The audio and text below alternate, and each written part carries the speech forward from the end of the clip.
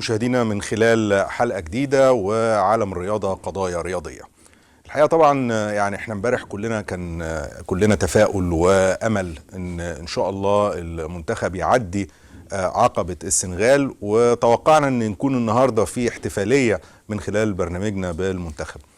لكن المنتخب بالجهاز الفني باللاعبين بالمنظومة كلها الحقيقة خيبت امال المصريين كلهم، وكان يعني النتيجة مش لاقي ليها الحقيقة أي تبرير، لأني لو كان حتى الهدف ده جه في النهاية يعني قبل نهاية المباراة كنا قلنا اتخطفنا، إنما كان المباراة كلها أمام اللاعبين. الهدف ده جه في أول 3 دقايق، غير قادرين على التعويض، مفيش روح الفانيلا اللي هم لابسينها، فانيلة المنتخب الوطني المصري. سلبيات كتيرة جدا في هذه المباراة، وأهمها ان المصريين ما فرحوش. يعني المنتخب نكد على المصريين امبارح الحقيقة. لكن هل الامر كله سلبيات؟ سلبيات كتيرة. خلينا نبص برضو على الناحية الاخرى، يعني الجمهور الجميل اللي كان مالي استاد القاهرة امبارح يعني يحرك الحجر الحقيقة. عودة الجمهور للملاعب والمستوى اللي ظهر بيه الجمهور المصري امبارح حاجة مشرفة. طبعا قوات الداخلية وعلى رأسها وزير الداخلية امبارح ومساعدينه ايضا حاجة مشرفة. هنتكلم في كل الامور دي الحقيقة، وهنطرح احنا ليه وصلنا للدرجة دي في كرة القدم. هل الجيل ده جيل خايب، جيل مش قادر ان هو يوصل؟ هل الجيل بتاع حسن شحاتة ولاعبته اللي عملوا الانجازات دي جيل وانتهى؟ احنا في انتظار جيل اخر يجي. الحقيقة كلها امور هنناقشها بالاضافة للنواحي الفنية، والقضية اللي معانا النهاردة كمان وقلنا لحضراتكم هنناقشها بصورة تفصيلية امبارح، ان شاء الله ننفذ النهاردة هذا الوعد. موضوع كرة اليد واشتراك المنتخب الوطني لكرة اليد في كأس العالم اللي هتتلعب في قطر في يناير المقبل. هي دي الموضوعات اللي معانا النهاردة. هنخرج لفاصل وهنرجع ان شاء الله نرحب بضيوفنا ونبدأ قضيتنا الرياضية.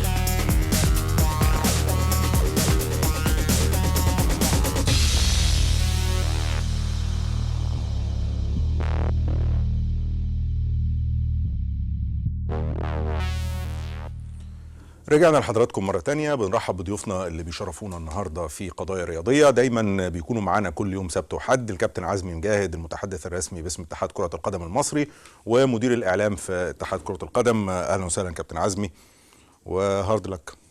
أهلا أستاذ حازم، منور الدنيا، وبحيي الأستاذ عبد الشافي صادق أهلا بك كابتن. وأنا عايز أقول يعني إحنا برضو لازم ما نسوتش المسألة خالص، لأن برضو بالنسبة للنتائج بيبقى في جيل مميز وجيل على قده.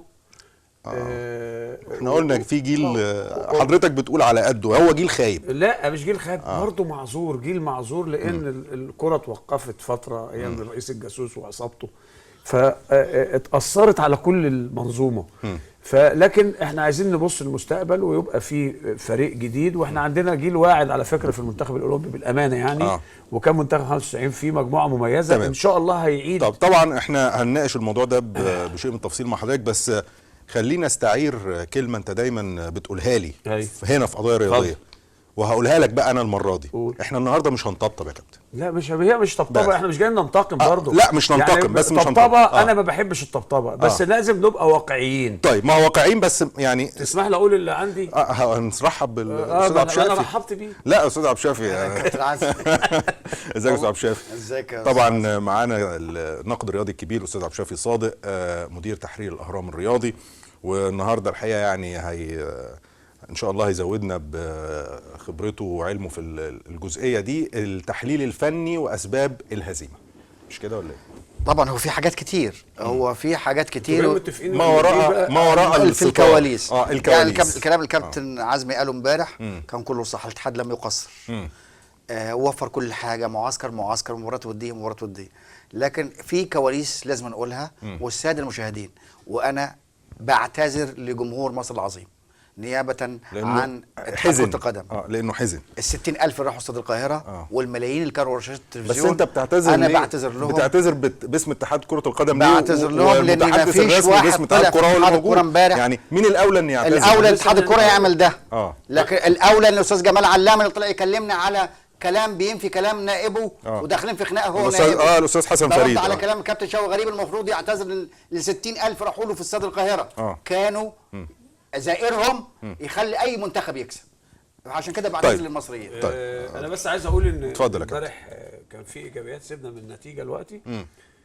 انا شايف كده يعني شامم ريحه شياط بينك وبينه، كنت كل مره انتوا بتتفقوا عليا في حوارات كده، بس انا برضو اديكوا حدود برضو. لا احنا ما نقدرش يعني عليك يا كابتن. لكن اللي انا عايز اقول اولا ما اقدرش عليك تاريخ يا كابتن. لا بس انا عايز اقول حاجه، يعني احنا ما لكن احنا لازم نقول الحقيقه. يعني طبعا اسمح لي بس لازم نقول الحقيقه طبعا، لان احنا لو ما قلناش الحقيقه الناس هتبهدلنا في الشارع. بالظبط كده. لكن اللي انا عايز اقوله ان امبارح كان في ايجابيات كتيره جدا. كتيره جدا يا كابتن. يعني انا هقول لك حاجه. لا انا قلت ايجابيتين بس. بعد اذن حضرتك بعد اذن حضرتك انا لما اتكلم على مباراه كره قدم في بلد كانت معرضه للتقسيم والاحتلال، واخد بالك، بهذا الصوره المشرفه اللي شفتها امبارح في استاد القاهره، ده شيء لازم تعمل تعظيم سلام اللي هو محمد ابراهيم ورجاله. قلنا الكلام ده طبعا. ما تقوليش انا اللي بقول ان في حاجه لازم نقولها، ودي رساله للعالم يا استاذ حازم. دي رساله امبارح ما تشوف. انا كان سعادتي باللي انا شايفه في الاستاد. انا بحيي جمهور مصر العظيم اللي رجع لمكانته ولاحترامه ولانتمائه لبلده. ده شيء لازم الناس تعرفه. دي رسالة للعالم كله. فأنا بحيي هذه الجماهير المحترمة اللي لم يخرج واحد فيهم عن النص، وكان شيء مشرف جدا. وأنا بشكر السيد رئيس الوزراء والسادة الوزراء وعلى رأسهم السيد وزير الرياضة والشباب والسيد وزير الصحة والسيد وزير الاستثمار اللي حضروا. بشكر كل المسؤولين اللي حضروا، لأن هي دي روح المصريين كلنا مع بعض. لكن اللي أنا عايز أقوله إن نجم المباراة امبارح بامانه اللي هو محمد ابراهيم ومساعديه ورجاله. فانا طبعا بحيي السيد اللواء محمد ابراهيم وزير الداخليه، واللواء اسامه الصغير، واللواء سيد شفيق. لازم اقولهم بالاسم لان الناس دي عملت، اقول لك عملوا ايه يعني. واللواء جمال محمد في الامن العام ومدير الانتربول، واللواء محمد قاسم مدير الاداره العامه لمباحث القاهره، اللواء محمد توفيق مدير مباحث القاهره، اللواء عصام سعد مدير مباحث القاهره ايضا، اللواء عصام سعد مدير اللواء عصام سعد، اللواء يحيى العراقي نائب مدير امن القاهره، وعلى راس رجال القاهره دول اللواء علي الدمرداش مدير امن القاهره، والعقيد رفعت صبري. اللي انا عايز اقول لك بحيي الضباط وصف الضباط والمجندين طبعا اللي عملوا هذه المنظومه. الصوره كانت محترمه. وهقول لك حاجه يعني عشان الناس تعرف اللي حصل ويعرف البدايه اللي رجعت. امبارح تم تعقيم استاد القاهره من اول امبارح. ما سابوش دورة ميه، ما سابوش غرفه، ما سابوش مدرج، ما سابوش اي حاجه. اتعقم الاستاد بطريقه علميه حديثه محترمه، يعني بحثا عن اي حاجه. امبارح انا بعتبر ان اللي هو محمد ابراهيم ورجاله هم نجوم هذا اللقاء بالامانه يعني. الحاجه الثانيه اللي انا عايز اقولها ان انا باشكر الجماهير اللي تم نبذ المنحرفين فيهم. فدي اللي حصل امبارح ده رساله محترمه. الاتحاد بقى عمل ايه مع النتيجه المخزيه دي للكره؟ انا عايز اقول في الحته دي يعني عشان انتوا تتكلموا فيها، لان انا يعني لما بقول رايي بيبقى مجروح. لا مش مجروح، لكن اللي انا عايز اقوله ان الناس اجتهدت، اشتغلت في ظروف اقوى، واخد بالك، وفي جيل بيفرق عن جيل. يعني الجيل بتاع 2006 8 10 مجموعه، ودي معروف في الرياضه. بيطلع جيل كده مميز، بتبص تلاقيه بيحقق بطولات غريبه جدا. طب يعني انت باقل مجهود. انت متفق معايا ان الجيل ده طبعا جيل الحاجه الثانيه يعني ان برضو مش قد المسؤوليه. تمام، ما نضغطش على الجهاز الفني قوي. فاهم ازاي؟ لان الجهاز الفني اشتغل في ظروف قاسيه بعد توقف الكره سنتين. وجاي النهارده في الدوري الراجل بحث في الدوري مين هداف الدوري، جاب 9 اجوال. مش جابوا المنتخب؟ ايوه ساب حد. الراجل كل مره بيبحث عن الجديد. طيب لكن دي امكانيات. اللي انا عايز بس تاكد عليه يعني. تاكد عليه ان احنا في مرحله جديده وفي تغيير فريق وبنعمل فريق المستقبل، لان في نجوم مميزه في المنتخب الاولمبي وغيره. تمام. دي حاجه. الحاجه الثانيه ان احنا النهارده بعد عايزين نخلص موضوع المنتخب عشان نتكلم على اسرائيل العرب. قبل ما نخش في اسرائيل العرب كان في ناشط اسمه سعيد عبد الغني. ناشط من النشطاء اللي هو كان ماسك حمله الاستاذ حمدين صباحي. مش دول النشطاء اللي ضد البلد؟ عايز تقول ايه يا كابتن؟ عايز تقول ايه؟ اتفضل. انا بس عايز بنبارك له، لان الراجل ده في شارع عادل ابو بكر فتح مكتبه كبيره وفتح مطعم كبير قوي يعمل اكل صعيدي وبتاع، يمكن على 1000 متر. فاحنا بنبارك له يعني. طيب ماشي، وصلت الرساله. بنبارك لهذا النشيط عشان نعرف ان البلد رايحه فين. طيب وصلت الرساله. البلد. انا عايز اقول حاجه، اديني بس فرصه لحظه. ما احنا عايزين نتكلم تمام يا بيه، لحظه واحده بعد اذن الاستاذ عبد الشافي. انا كان في جهاز عندنا في مصر اللي قالوا الكسب غير مشروع. في كان قانون قبل كده من اين لك هذا؟ من اين لك هذا؟ يا جماعه لازم نشتغل في هذا. في ناس زي النشطاء زي الراجل ده وزي اسراء واسراء وخديجه والناس اللي كانوا عاملين الاشكال دي. تمام.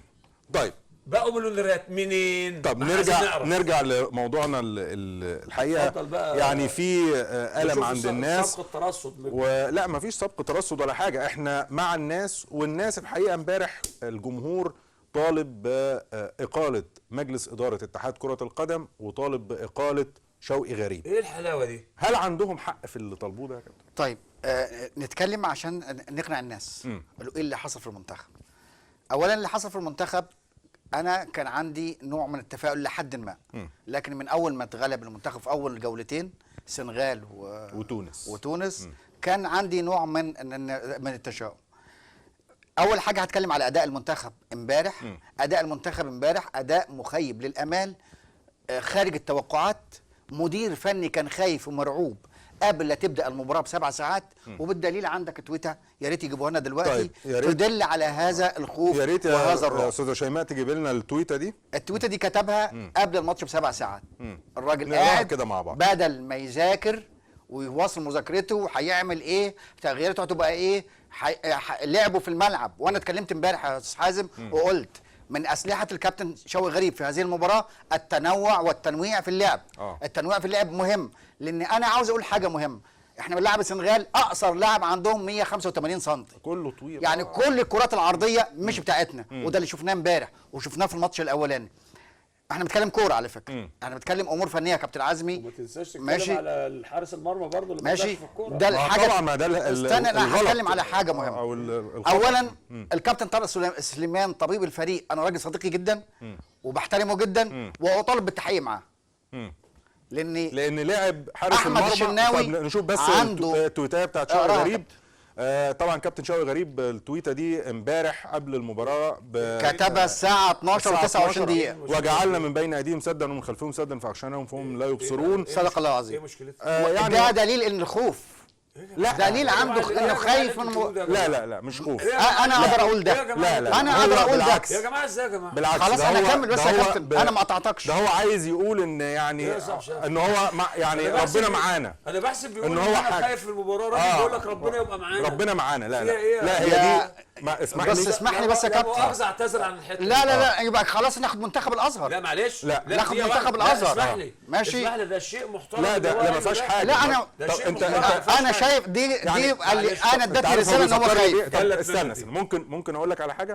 بس انا عاوز اكمل كلامي. لا اقول لك الكابتن بتاع طياره مصر للطيران اللي وقعت في امريكا من 15 سنه ولا حاجه. امريكا لما عملت الصندوق الاسود وانت قلنا توكلنا على الله. توكلنا على الله. انت هتعمل زي بتاع امريكا؟ لا مش هعمل زي بتاع امريكا، بس انا بتكلم على تويتر بس. الراجل بيقول ربنا مع وجعنا. يا استاذ حازم خلينا نكمل. طب انا وصلت لدرجه على دي انت اللي جايبها. انا جايبها عشان بقول انا ادتني ايحاء ان الكابتن شوقي غريب عنده نوع من الخوف. لا. والخوف انعكس على لعيبته. مش في محل. استنى اكمل بس يا كابتن. طيب يكمل ماشي خلاص. بس قول ان ايحائي مش في محل. قلنا لا ما اقدرش اقول الحقيقه مش في محل، بدليل ان النتيجه عندي. قلنا له اللي فيه الاسم خلاص. لا يا كابتن عزمي انا مش هغير رايي. الحاجه الثانيه انت حر في رايك. ماشي. الحاجه الثانيه احمد الشناوي اصيب في ماتش الزمالك وراح دخل المنتخب وهو مصاب، وقعد 4 ايام يتعالج من عنده اصابه في شظيه الركبه، واصابه في شظيه الركبه الكابتن عزمي رياضي يعرف يعني ايه اصابه في شظيه الركبه. تمام ماشي صح. احمد الشناوي ليله الماتش اتقال له الخطا اللي بتاع احمد الشناوي اللي الجون جه منه. احمد الشناوي وجابوا الدكتور طارق سليمان، انا بقول كواليس.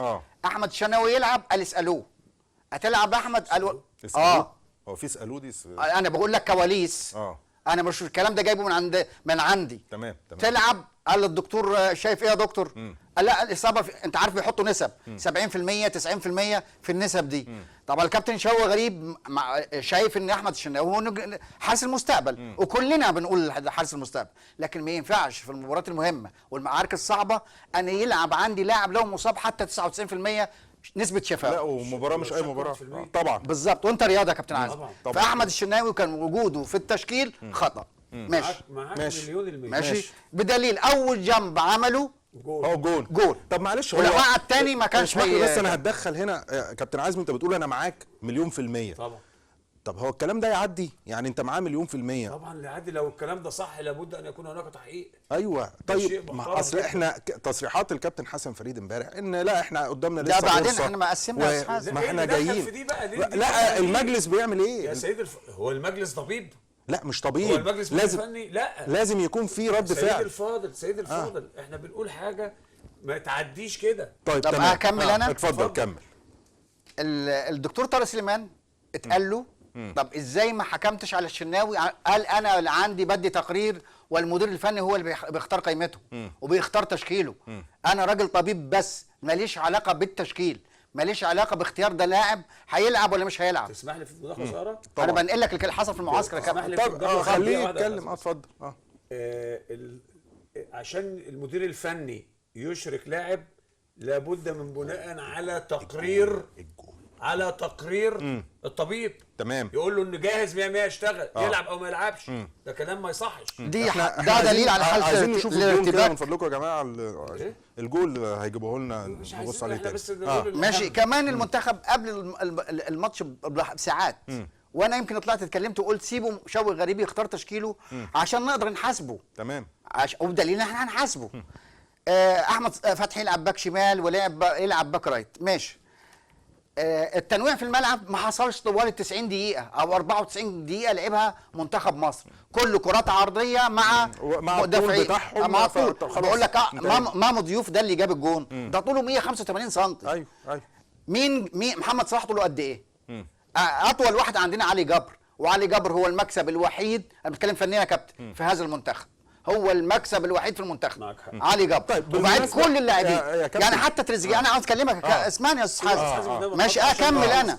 المدير الفني اللي قاعد على الدكه المفروض على طول يفكر بسرعه، لكن هو اصيب بالصدمه زي الجماهير فقعد على الدكه ما عملش حاجه. طيب ما هي انا عايز اقوله لك، احنا الجول جه في الدقيقه 3 ولا الدقيقه 4، فين بقيه الماتش؟ فين المدير الفني بقيه الماتش؟ فين المدير الفني بقيه الماتش؟ على طول انا شايف احمد فتحي عندي فقد تركيزه. انزل له على الخط واقول له انت ركز، بلاش انت تنشن جدا وبتدخل في خناقات مع زمايلك وخناقات مع الحكم. محمود تريزيجيه اللي انا شايفه موهبه، لكن محمود تريزيجيه امبارح من اول 10 دقائق كان لازم يخرج. واضح ان كان لازم يخرج بالظبط كده. ده دور مدير فني ودور مدرب. عشان كده الجمهور امبارح قلنا قرايه المباراه واللي هيقرا المباراه شوقي غريب ما قراش حاجه امبارح خالص يعني. يبدو ما هو على الرغم ان انا كنت متابع كان كل يوم يا استاذ حازم في بالليل غرفه مخصصينها للمذاكره. يوميا الكابتن شوقي غريب بيذاكر ماتش السنغال وتونس، ماتش السنغال وتونس في بره وجوه، وماتش السنغال ومصر. طب بيذاكر ايه؟ فين نتيجه المذاكره؟ انا ما شفتش اي تغييرات عبقريه من الكابتن لا الادوات اللي معاه، ما هو الادوات اللي معاه هو اللي بيحركهم في الملعب، هو اللي بيقول له اعمل ده وما تعملش ده. انا لما الاقي عندي لاعب في الملعب مقصر، انا عاوز اقول حاجه مهمه كمان. انا مش عاوز اتهم باللعيبه والتقصير، ولكن دي لعيبه عاجزه. ده امكانياتهم بالظبط، مش قادرين يأدوا اكتر من كده. هو لو كانوا مقتنعين بالمدير الفني وفكره كانوا نفذوا. معلش مع احترامي يعني هو لا الكلام ده مش مظبوط. طبعا امال ايه؟ طبعا امال ايه بس؟ اسمح لي بقى. اتفضل. بس عاوز اكمل الامور الفنيه يا كابتن عزمي. طيب لو اتكلمنا على مجمل ال 94 دقيقه، هلاقي منتخب السنغال جاب هدف والحكم ما احتسبلوش ضربه جزاء، ووصل مرمى محمد صبحي اكتر من مرتين ثلاثه منهم الكره في العارضه، ومامو ضيوف كان مصدر قلق. تمام. عمل ايه منتخب السنغال؟ جايب باك من عنده ورا محمد صلاح، عطل محمد صلاح خالص. محمد صلاح ما ظهرش لان الراجل الانجريز مذاكر منتخب مصر، مذاكره كويس قوي، مذاكر وتفوق في مذاكرته على شوقي غريب، فوقف محمد صلاح، فتعطلت عندك جبهاتك. انت عندي جبهتين، احمد فتحي وصبري رحيل تعطلوا. عندي نص الملعب كان معطل اصلا لان الراجل عمل لي زحمه. الراجل لعب 4-5-1، احنا لعبنا بطريقتين، احنا 4-3-2-1. عماد متعب كان لوحده قدام، ما حدش بيساعده. ما كان المثلث مقلوب وعماد متعب بالظبط. كان المفترض ان عندي تغييرات تبقى سريعه جدا. عرف السيد على عيني جايب 9 اجوان، بس كان عندي ناس عندهم ممكن يغيروا لي نتيجه الماتش. عرف السيد جات لنا فرصه واحده عشان خبرته القليله يضيعها. فكل الماتش بمجمله يحاسب عليه جهاز فني ويحاسب عليه لعيبه بتهمه العجز، ان هم مش قادرين يعملوا حاجه. الحاجه اللي بعيد عن ده كله، انا في 3 حاجات لازم اقف عندهم. حسن فريد لما طلع يغيظ المصريين يقول لهم شوقي غريب قاعد 2018 المصريين في غايه الغضب وغايه الانفعال من كلام المهندس حسن فريد. جمال علام لما طلع بالليل برضه ينفي كلام حسن فريد وبيقول احنا هنجتمع ونحدد مصير شوقي غريب. ده معناه ان في انقسام في مجلس الاداره. شوقي غريب نفسه كلامه لما قال ان المنتخب لعب واحده من احسن مبارياته في التصفيات الافريقيه، بقول له يا كابتن انت كنت تتفرج على ماتش اوغندا والسودان. انت ما كنتش في استاد القاهره، لان من اسوأ المباريات اللي لعبها منتخب مصر هذه المباراه. بص يا كابتن، احنا كره القدم وارد فيها الهزيمه وممكن نتغلب، ما احنا ده اللي بنقوله، لكن ممكن اتغلب وانا بادي اداء مقنع اللي قدامي بالظبط، ان ما يروحليش 60,000 متفرج. وبعدين الكابتن شوقي غريب بيتهم الجمهور ال 60,000 اللي راحوا ان هم كانوا عبء على المنتخب. اقول له ايه يا كابتن، نعمل ايه بقى؟ ازاي؟ يعني نلعب بجمهور ولا نلعب من غير جمهور؟ اي اضافه؟ اتفضل يا كابتن. بص يا باشا، اولا يعني اصل دي عادتنا ولا نشتريه؟ الاعلام بتاعنا، وده جزء من الاعلام. ازاي يعني؟ لا مش جزء من الاعلام، يعني هنقول الحقيقه. احنا هو الاعلام ده مش صوت الناس يا كابتن ولا ايه؟ هنقعد نقاطع بعض؟ لا اتفضل، مش هنقاطع. لا مش هتكلم يا كابتن عزمي، انا بقول لك حقيقه. اصل انت بادئ كلام يا كابتن، انت بادئ كلامك بتقول الاعلام هل دلوقتي احنا قلنا حاجه؟ خلاص احنا السبب في الهزيمه. بعد اذنكم اكمل كلامي وقاطعوني. اتفضل يا كابتن. مش عايز حد يقاطعني. ماشي، خلاص لو سمحتوا. اتفضل. اولا دي عادتنا ومش هنشتريها. اي كابو بتاع بتلاقي المدير الفني وحش والمشرف حسن فريد وحش ومجلس الاداره والعلام وحش والمجلس وحش. هي دي عاداتنا يعني. مش صحيح يا كابتن. لكن ماشي يا جماعه سيبونا نتكلم. ما هو مش انت احنا ما قلناش وحش، احنا لا بنعلق على كلام لا مؤاخذه بس، لا مؤاخذه. لا يا كابتن معلش بعد اذن حضرتك. كمل يا استاذ حازم بقى. بعد اذن حضرتك. لا كملوا الحوار. انا مش هتكلم والله ما يا كابتن عزمي بنعلق على كلام قالوه يا جماعه. انا اما اتكلم بعدين ممكن ما تقطعوش، تقول لي كذا ولا كذا. انا مستناك تتكلم. ماشي يا كابتن كمل يعني يا سيدي. لا اتفضل حضرتك. المجلس وحش والمدير الفني وحش والجمهور وحش والدنيا كلها سودة. لا اطلاق. اقول ايه؟ لا سيبونا اتكلم. لو اتفضل اتكلم. لا اله الا الله. اتكلم اتفضل. هي دي عادتنا. والاستاذ عبد الشافي جزء من الاعلام المصري. الاعلام المصري ما عندوش وسطيه. الاعلام المصري في هزيمه يبقى نركب على الهزيمه وتبقى كل المنظومه متنيله على لا يا كابتن عزمي ما اسمعش كده يا جماعه. لا يا كابتن عزمي هخليك تقول لي ان سبب الهزيمه الاعلام المصري يا كابتن عزمي. انا ما بقولكش سبب الهزيمه. ما انت بتقول لي ان دلوقتي ان الصحفيين والاعلاميين والناس اللي راحوا امبارح هم كانوا يلعبوا. ثانيه واحده خليه يتكلم. ايوه يا كابتن انت اتكلمت انا قاطعتك. لا اتفضل. اما اتكلم انا قلت حقائق. طيب اما اتكلم علق. اما اتكلم علق يا استاذ شافي. الاعلام بقى هو السبب. ماشي يا كابتن. مش الاعلام هو السبب. هو دي اسلوبنا. ده اسلوب الاعلام. ماشي لكن اللي انا عايز اقوله لما ناس بتجتهد ولازم لما نيجي نتكلم بمنطق. ايوه بمنطق. وزي ما قلت لك ان الناس بتسعى وبتشتغل. يعني هو حسن فريد بيغيظ الناس كلها عشان ساب بيته وقاعد 24 ساعه. بيغيظ الناس. بيقول لك ان اي دوله في العالم الاستقرار مطلوب. انت في فتره انتقاليه يا جماعه. يا جماعه انا بتكلم فنيا. فتره انتقاليه، جيل انتهى وجيل طلع، جيل طلع دون المستوى في ظروف قاسيه، ومفيش مباريات ولا في دوري ولا في نيله، الظروف معاكسه، اضافه الى الاصابات واللي حصل. فاحنا لما نتكلم بعقلانيه. هو انا عايز ارضي المشاهد على حساب الحقيقه؟ لا طبعا. طيب انا بقول ان جيل المستوى بتاعه كده ومفيش اكتر من كده. اخد بال حضرتك؟ في ناس بتسعى يعني البلد ما فيهاش لعيبه يا سيدي. كابتن. ما انت مش بتتفرج؟ بتفرج. طيب بس ساب حد مميز ما خدوش؟ رد عليا. ساب حد مميز واقعه لما جه له سعد عبد الشافي بيتكلم على واقعه الجول الشناوي معاه 100 لازم يبقى في حساب. احنا شفناه دلوقتي. لازم يبقى في حساب. الطبيب بيكتب للمدير الفني اوكي ده جاهز يلعب ولا لا. طب حساب بقى يعني تصريحات النائب رئيس الاتحاد ان تصريحات ايه ان لا شيء غريب باقي وقعد ل 2018 المانع المشكله المانع ان فشل يا كابتن. فشل في ايه؟ طب ما هو اسمح لي فشل في ايه؟ امال نجح. اسمح لي احنا مش دي ثالث مره نطلع من التصفيات ولا اول مره؟ لا ثالث مره. بس يعني ما برادلي لما حصل كده مشيناه. بس برادلي جايب 21 نقطة في المجموعة. اسمح لي بقى. وكان جايب 21 نقطة. اسمح لي برادلي 21 نقطة. جاب 500 نقطة. ايوه. خرج ولا ما خرجش؟ خرج في اخر معلش خرج ولا ما خرجش؟ وكان عنده منتخب بيأدي احلى من ده. يا جماعة خلونا ده بديني فرصة خلاص بقى عشان لا اتفضل. أدي قبل برادلي كان جهاز الكابتن حسن شحاتة وخرج. فاهم ازاي؟ تمام. في الدروب انت بيطلع الكيرف وبينزل. يا جماعه خدوا بالكم، لو جبت احسن مدرب في العالم ومعاه مجموعه دون المستوى مش هتقدم. ما هو اتاخر. لكن انتوا اتدخلتوا في اختيارات شوقي غريب. وليه نتدخل؟ طيب ما هو دي اختياراته. هتقول لي هو مفيش احسن من كده؟ استناني بس. سيادتك والاستاذ عبد الشافي من حقكم الوقت تقولوا هو ما خدش فلان وخد فلان عشان نحاسبه. قول لي مين بتتكلم على ادارته وفريقك يا سيد يا جماعه. انت عاوز نتكلم ولا ما نتكلمش يا كابتن ولا خلاص؟ لا ماشي. لا اكمل انا يا كابتن. انت ما كملتش لسه؟ لا لسه ما كملتش. انا هتكلم على ثانيه واحده بس قبل ما حضرتك تكمل. انت عايز تقول حاجه تاني عشان تاخد فرصتك كامله؟ انا عايز اقول لما ننتقد بموضوعيه. هو احنا كده مش بموضوعيه وبالورقه والقلم. مش لازم يبقى عليها حرف اكس. كابتن احنا السنغال خدتنا رايح جاي. انا بسال سؤال موضوعيه ايه؟ الاستاذ عبد الشافي احنا ما خدناش غير بوتسوانا يا كابتن الفاضل. انا بسال الاستاذ عبد الشافي سؤال واضح عشان يقول لي. قول لي بقى الكابتن شوقي غريب اختار مين غلط وما اختارش مين غلط.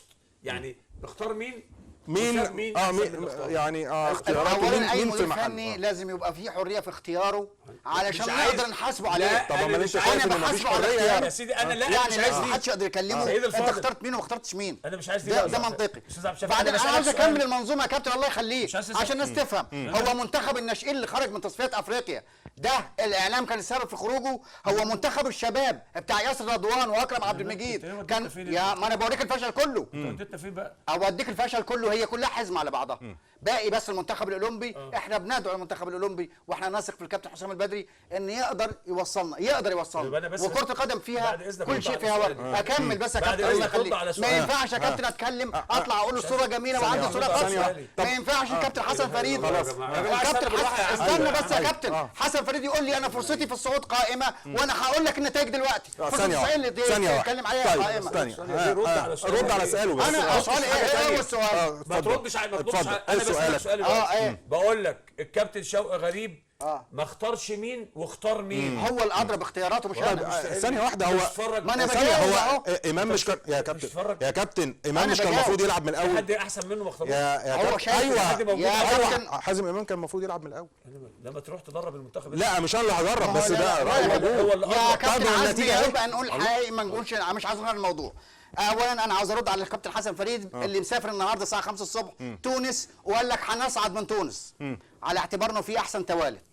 اولا اللي بينافسك على احسن ثالث في المجموعه الاولى الكونغو عندها 7 نقاط وانت عندك 6.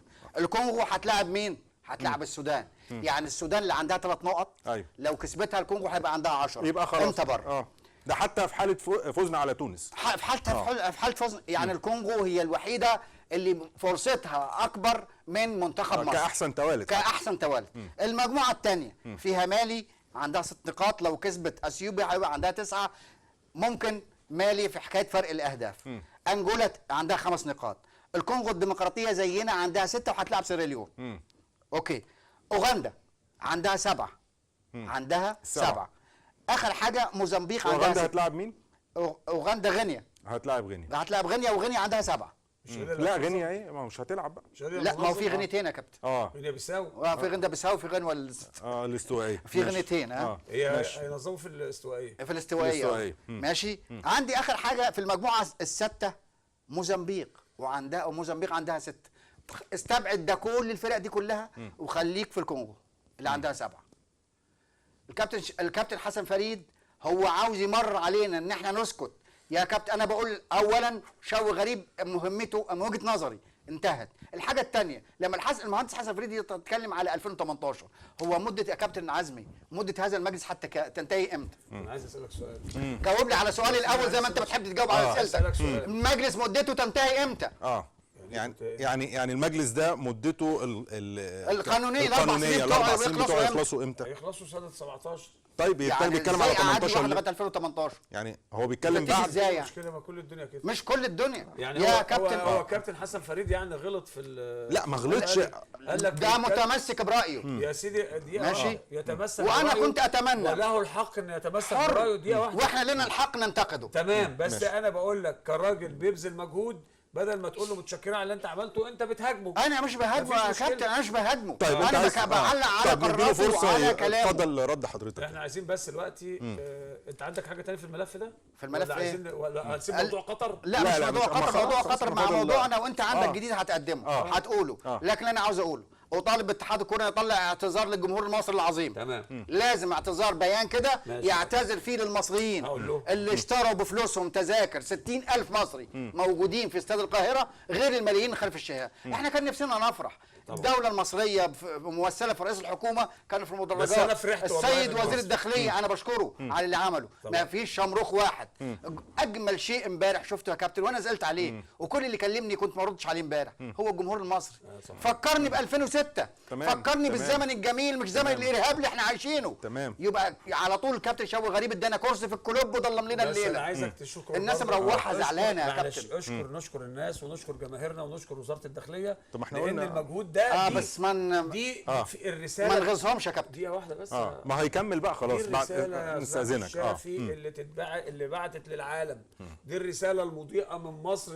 الرساله اللي طلعنا بيها من المباراه دي رساله مضيئه جميله للعالم. تمام يا جماعه احنا امبارح انتصرنا انتصار كبير جدا. والله انتصار على المستوى السياسي وعلى المستوى الامني، انتصار يفوق فوز مباراه. طب والجمهور الجمهور لازم نقول ان دي رساله كبيره اكبر من اكبر من 100 مباراه. ممكن عشان ننتقل الموضوع الثاني. دقيقه واحده بس. لما نيجي نتكلم في الجد تقاطعني. لا طب استنى. يعني انا عايز افهم الناس برضو، ان الناس تفهم ان امبارح كانت رساله للارهابيين ورساله لقطر ورساله لاسرائيل ورساله لتركيا. كابتن عزمي بحسسنا احنا كسبنا وصعدنا دي رساله للدوله. دي رساله دوله. انا مع الدوله يا كابتن عزمي، مع الدوله على مباراه. تمام. طب خلاص خلصت. احنا في البلد في زنقه يا جماعه افهموا. ايوه ثانيه واحده. البلد في زنقه. طيب ما بص علينا يا كابتن عزمي. كابتن ما تاخدناش. لا انا مش هتكلم في الملف ده. لا بس انا هسالك سؤال. انتوا مش فاهمين الرساله. لا فاهمين. مش فاهمين البلد ازاي. احنا بنتكلم. انت ماتش كوره يا كابتن. انت بتتكلم في ماتش كوره. ايوه. الهدف اللي طلع من ماتش الكوره اكبر من فوز مليون مباراه. يعني في الظروف القليله اللي كانت البلد فيها. دي الرساله اللي عايز تقولها يا كابتن. بتتكلموا في ايه؟ طيب انا عايز اسالك حاجه تانية عشان نقفل الموضوع ده. اتحاد الكوره شايف ان يعني اداء الجهاز الفني بقياده شوقي غريب يعني يصلح ان هو يستمر. يصلح يستمر ما يستمرش ده شأن مجلس الاداره واتحاد الكوره. ايوه ما حضرتك احنا بنسالك يعني. انا بقول لك شأن مجلس الاداره واتحاد الكوره. ده شأن يخص اتحاد الكوره ويخص المجلس. لكن ايوه بس لكن بس ده شأن بيمس المواطن. طيب انت عايز ده ريحك، عايز يمشي شوقي غريب، هقول لهم ان انت حضرتك عايز لا تمشي مش شوقي انا اللي غريب. عايز امشي، خلاص. انا مش ده المصريين، ده المصريين. مفيش مصريين عايزين هو انا مش لان مفيش مصريين. المجلس لا شوف نعمل امال ايه؟ حضرتك كنت في استاد القاهره امبارح، الجمهور اللي كان يهتف وصوته دخل ودان كل المصريين. دي بقى رساله للعالم كله بقى. رساله انا بكلمك، الجمهور كان يهتف يعني بلد ارحل يا شوقي. امن البلد دي ما يخصكش، يخصك لا في لا المباراة. احنا لا لا لا مين اللي قال تمام ده يا تمام كابتن؟ خلاص. هو احنا بدأنا الملف ده لازم تسيسه يا راجل. احنا في الظروف دي يا اخي مصر استردت طيب عافيتها. احنا بس عايزين نقول بدأنا الملف ده. استاذنكم، احنا بدأنا الملف ده وقلنا ان احنا هنناقش ومش هنطبطب، لكن يعني كابتن عزمي انا ما بطبطبش، انا بقول حاجه. طيب انا عارف بقول خلاص هو الرأي للجمهور. بس. طيب اسمح لنا احنا اخر. طيب احنا نطلع لتقرير. طيب نشوف مشاركة مصر في كأس العالم، مشاركة مصر في كأس العالم في قطر، رأي الجمهور فيها ايه، ونرجع الدقائق الباقية من البرنامج هنتكلم على الموضوع ده بشكل سريع ان شاء الله. هنكمل الحلقة الجاية. لا طبعا قطر من الدول اللي هي بتحالف يعني السياسه يعني بتبعت حاجات مش كويسه لمصر، فطبعا اكيد مصر هتقاطعها، دي حاجه معروفه يعني. لازم يبقى في رد فعل من مصر للبلد اللي احنا مش عايزين نقول اسمها، انا بتكسف اقول اسمها يعني. لا طبعا حتى مهما كانت المغريات او اي حاجه، دي بلد بتتخذ جانب عدائي لمصر وجانب واضح جدا، ويجب علينا احنا نقاطع اي حاجه تمارس في قطر او تبقى في هذه الدوله تماما يعني. لا طبعا قطر طالما في ما بيننا وما بينها عداوه يبقى خلاص ما ينفعش يعني تروح هناك. اوافق طبعا، الرياضه كويسه، الرياضه بتشارك الشعب الشعوب كلها مع بعضيها.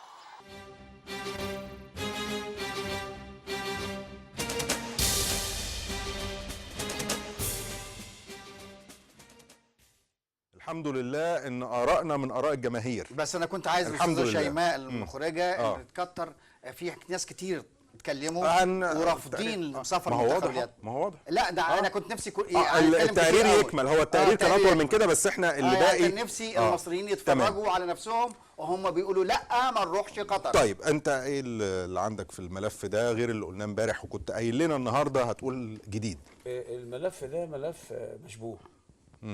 ملف اشتراكنا في كأس العالم لكرة اليد ده ملف مشبوه، والقرار ليس قرار اتحاد كرة اليد ولا غيره. رئيس اتحاد كرة اليد ولا مجلس إدارة اتحاد كرة اليد.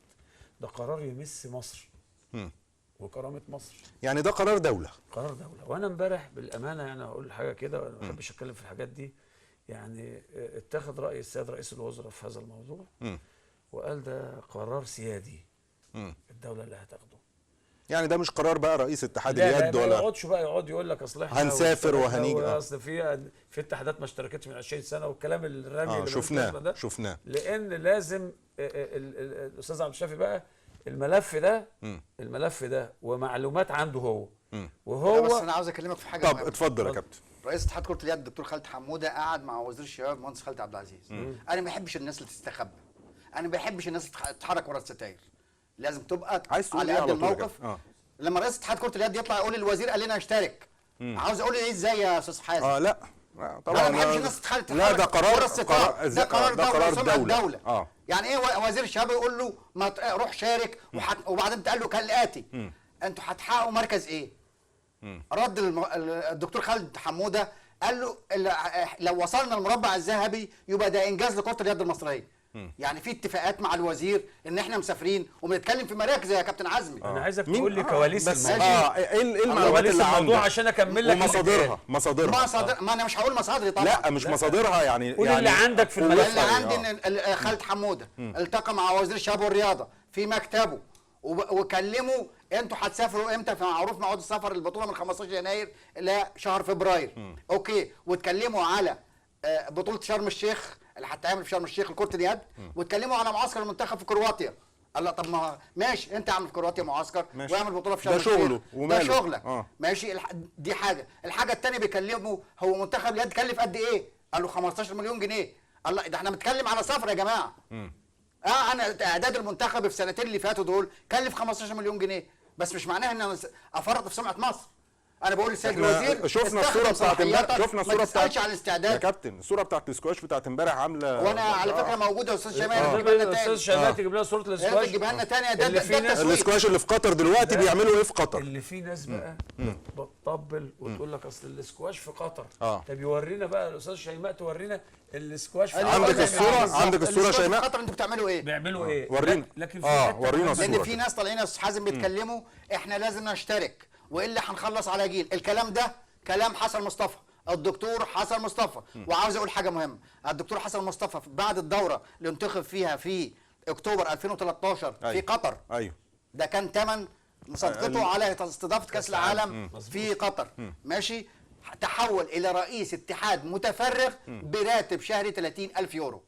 ده بخلاف الفيلا والقصر اللي موجود في سويسرا، وبخلاف العربيه الملاك اللي بياخدها من اكبر شركات العربيات تمام. الفارهه والطباخ. ما تنساش الطباخ. على ماشي. فكره بس انا عايز اقول انا مش اضافه. بنتقد الدكتور حسن مصطفى، لا هو بس في انا بقول حاجه ان هو بيرد جميل. الحاجه الثانيه بمناسبه قطر امبارح طبعا اللي اتفرجوا على المباراه على القناه القطريه البي ان تي في او بي ان تي في، المذيع بتاعهم بعد المباراه مش قادر يخبي انبساطه، يعني ده طلع لسانه للمصريين.